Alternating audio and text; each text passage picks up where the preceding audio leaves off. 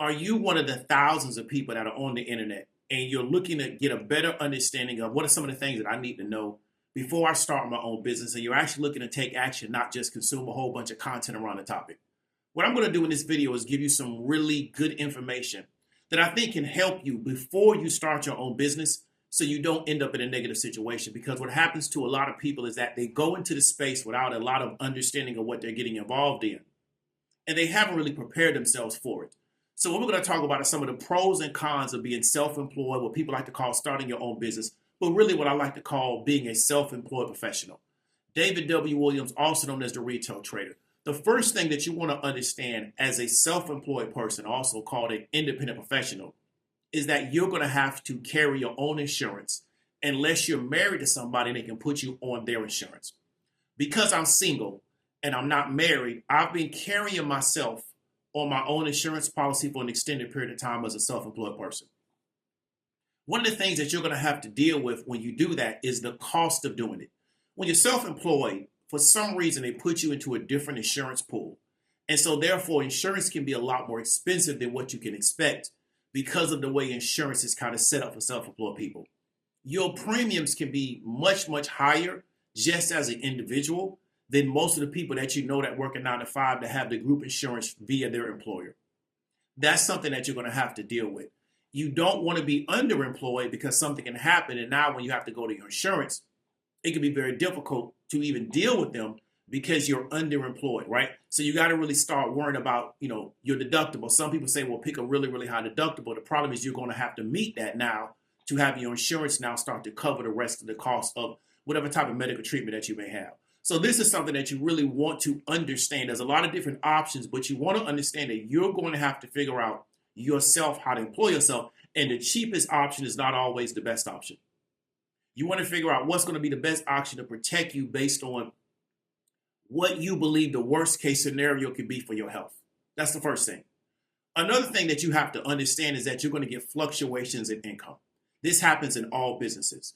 I was talking to my accountant, I want to say last week, because I was just finishing up my taxes. And I told him that I knew how much money I made last year, but I also didn't know how much money I made last year because I spend so much time just making the money. Like, I'm so focused on making the money because one thing I've experienced in business is that you could have something going and it could dry up, or you could start something, put money into it, and it doesn't work. So one thing I learned is that I have to constantly be focused on driving revenue into the business, as opposed to your 9 to 5 job to where you know what, you could come to work on Monday, you can half-ass it for a week, and you'll still get the same amount of money as you did if you really applied yourself. Unless you do such a bad job to where they fire you, you're pretty much going to get the same amount of money. The majority of people are not in management, they're not in leadership on their job, so they don't really get a performance bonus. They just get what the jobbers already agreed to pay them for their job. When you go into business for yourself, you cannot have that mentality. You have to be thinking about how to drive revenue to your business. It's just something you really have to be concerned with. And I think a lot of people would struggle changing their mindset around that. Something I was able to convince Dr. Chaz, from Know Better, Do Better Consulting, and really help her understand, and something that she's applied, is that when you're self-employed and you're trying to build out a side hustle, you have to market even when you don't feel like marketing. When you don't feel like marketing is when you really need to market. Because why? You need to develop a consistency in your marketing. Now we got a lot of technology. You can set things up. You can program things of that nature. You can even hire somebody to do it. But you have to have consistency in what you're doing. And sometimes you have to do it even when you don't feel like doing it. Because you have to develop that consistency. You have to develop that discipline in what you're doing. Therefore, what you want to understand is that money will go up and down in your business. Money goes up and down in Fortune 500 companies. Money goes up and down in mid-cap companies. And money goes up and down in small businesses. This idea to where I make $100,000 a week or $100,000 a month, and that's going to come in every month.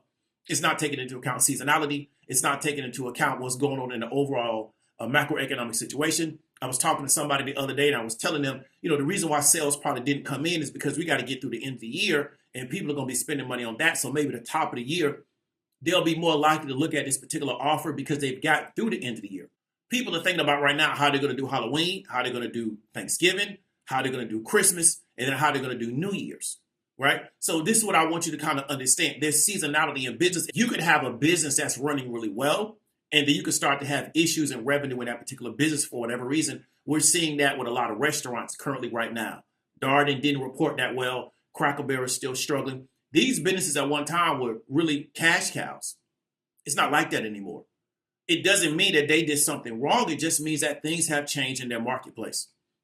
So that's something you want to really understand. One of the most important lessons that I had to find out the hard way in business is that you have to be consistently trying to bring revenue into that business. You got to be thinking about marketing. You got to be thinking about offers you're getting ready to create. And you have to get in the habit of doing that. And that's something you do not have to worry about if you work for somebody else unless you work in sales. Unless you're working in sales or marketing for a business, it's never something you have to consider in that business. When you now start to do your own thing, it's something that you really have to worry about. And the people around you have to understand the importance of that activity. Because those are two things you want to understand. First thing is you're going to have to pay your own insurance. Second thing is that you want to get in the consistency of making money because no money is guaranteed until it hits the account. Now, here's something that's a benefit. You don't have to deal with people that you really don't want to deal with. And it doesn't mean that everybody around you is going to be your best friend. They're going to be your best buddy. What I mean is that the thing that you have to experience when you go to a job is you got to work with a bunch of people that sometimes you can't stand. You got to work with people that get on your nerves. You got to work with people that try to antagonize you. When you're self-employed, you often don't have to deal with that because you don't have to deal with it. I work from home. I don't have to think about this week. I have to deal with a bunch of people that are going to be talking about things that I don't want to talk about. They're going to try to include me into it. Right? I don't have to worry about that coworker who's just like really not a nice person. And I got to try to navigate that situation because I don't want to lose my job if I blow up on that person. I don't have to deal with any of that stuff. So that's a benefit. That's a blessing. Is the fact that you don't have to deal with certain people. Now, it doesn't mean that you won't have to sometimes do deals with people and they're not your best buddy. Right? That's the internet foolishness that a lot of people get involved in. But what it does mean is that day in and day out, you will not have to kind of function with people and y'all are kind of rubbing each other the wrong way. Another benefit that I really enjoy is the fact that because I do work from home, and some self-employed people don't work from home, but I do. I don't have to go out in traffic and risk getting into an accident. I live in a city where there's an accident pretty much every day. There's not just one, but sometimes there's multiple accidents over the course of the day because of how much traffic is on the road and how many people every day got to commute in and out of the city. I don't have to deal with that because why? I don't have to commute to get to work.